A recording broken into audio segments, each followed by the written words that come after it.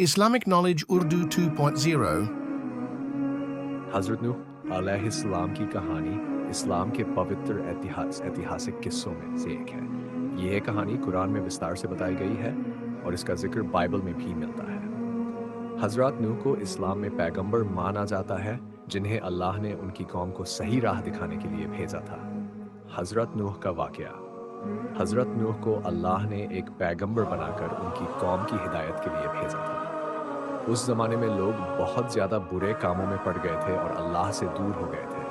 हज़रत नूह ने अपनी कौम को बहुत समझाया और अल्लाह की तरफ रुख करने की दावत दी, लेकिन उनकी कौम ने उनकी बात नहीं मानी।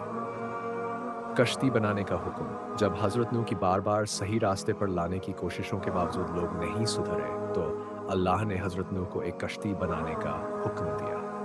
अल्लाह ने हज़रत नूह को ये भी बताया कि एक बड़ा तूफ़ान नूह आने वाला है, जो पूरी ज़मीन को पानी से भर देगा और जो लोग ईमान नहीं लाएंगे, वो इस तूफ़ान में डूब जाएंगे। तूफ़ान का आना। हज़रत नूह ने अल्लाह के हुक्म के मुताबिक कश्ती बनाई और अपने कुछ मानने वालों और जानवरों के जोड़े उस कश्ती में ले गए। जब तूफ़ान आया तो बहुत तेज़ बारिश हुई और ज़मीन से भी पानी उबल पड़ा। पूरी ज़मीन पानी से भर गई और जो लोग कश्ती में नहीं थे, वो सब डूब गए।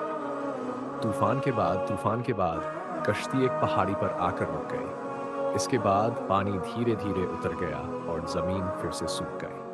हज़रत नूह और उनके साथियों ने नई शुरुआत की और अल्लाह का शुक्र अदा किया। ये वाक़या इंसानियत के लिए एक मिसाल है कि अल्लाह की हिदायत से दूर होकर इंसान का अंजाम क्या हो सकता है। ये कहानी इंसान को यह भी सिखाती है कि सब्र, हिम्मत और ईमान से कैसे मुसीबत का सामना किया जाता है। सवाल, क्या आपको इस वाक़ये के किसी ख़ास पहलू पर और जानकारी चाहिए, या आप किसी और इस्लामिक वाक़यात के बारे में जानना चाहेंगे?